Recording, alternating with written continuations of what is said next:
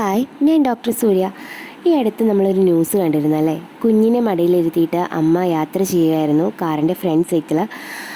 അവരൊരു ആക്സിഡൻറ്റിൽ പെടുകയാണ്. Air bag deploy ചെയ്തിട്ട് അതിൻ്റെ ഇടയിൽ വെച്ച് അമ്മയുടെയും എയർ ബാഗിൻ്റെ ഇടയിൽ വെച്ച് ഈ കുഞ്ഞ് സഫക്കേറ്റ് ചെയ്ത് മരിച്ചെന്ന്. ഇത്തരം വാർത്തകളിപ്പോൾ പല സ്ഥലത്ത് നമ്മൾ കാണുന്നതും കേൾക്കുന്നുമുണ്ട്. അപ്പോൾ നമ്മൾ കുഞ്ഞുമായിട്ട് യാത്ര ചെയ്യുമ്പോൾ ശ്രദ്ധിക്കേണ്ട ചില പ്രധാന കാര്യങ്ങളെക്കുറിച്ച് ഈ വീഡിയോയിൽ ചർച്ച ചെയ്യാം. അതിൽ ഏറ്റവും ഇമ്പോർട്ടൻ്റ് ആയുള്ള കാര്യം, ഒരിക്കലും ഒരു കുഞ്ഞു വാവയെ, അതായത് 4 വയസ്സിന് താഴെയുള്ള വാവയെ ഒരു കാരണവശാലും കാറിൻ്റെ ഫ്രണ്ട് സീറ്റിലിരുത്തി യാത്ര ചെയ്യാൻ പാടുള്ളതല്ല. കുഞ്ഞിന് ബാക്കിൽ സെപ്പറേറ്റ് ആയിട്ടുള്ള കാർ സീറ്റേഴ്സ് അവൈലബിൾ ആണ്. അപ്പോൾ കുഞ്ഞിനെ മാക്സിമം കാർ സീറ്റിൽ ഇരുത്തി യാത്ര ചെയ്യാൻ ശ്രമിക്കുക. ഇപ്പോൾ ഇൻഫൻ്റൊക്കെ ആണെങ്കിൽ അതിന് സാധിക്കില്ല.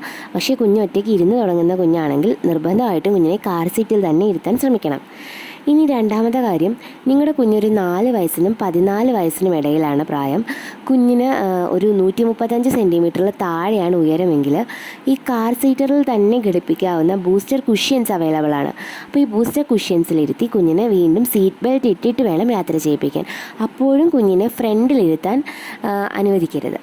ഇനി എപ്പോഴാണ് കുഞ്ഞിന് ഫ്രണ്ടിലിരിക്കാൻ പറ്റുക എന്ന് ചോദിക്കുകയാണെങ്കിൽ, നിങ്ങളുടെ കുഞ്ഞ് ഒരു 12 വയസ്സിന് മുകളിലാണ്, കുഞ്ഞിന് 135 സെൻറ്റിമീറ്ററിന് മുകളിൽ ഉയരം ഉണ്ടെങ്കിൽ കുഞ്ഞിനെ നമുക്ക് ഫ്രണ്ടിലിരുത്താം.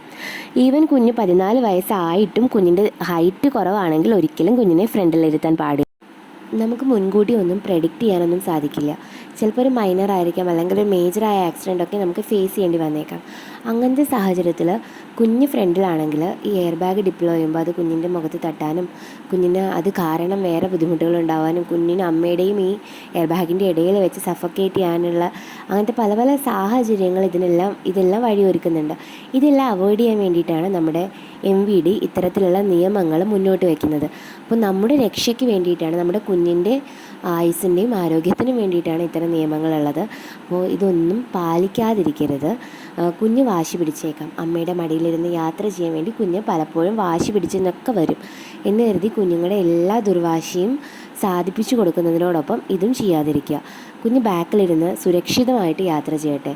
നമ്മുടെ കുഞ്ഞുങ്ങളുടെ ആയുസ്സും ആരോഗ്യവുമാണ് നമുക്ക് വലുത്.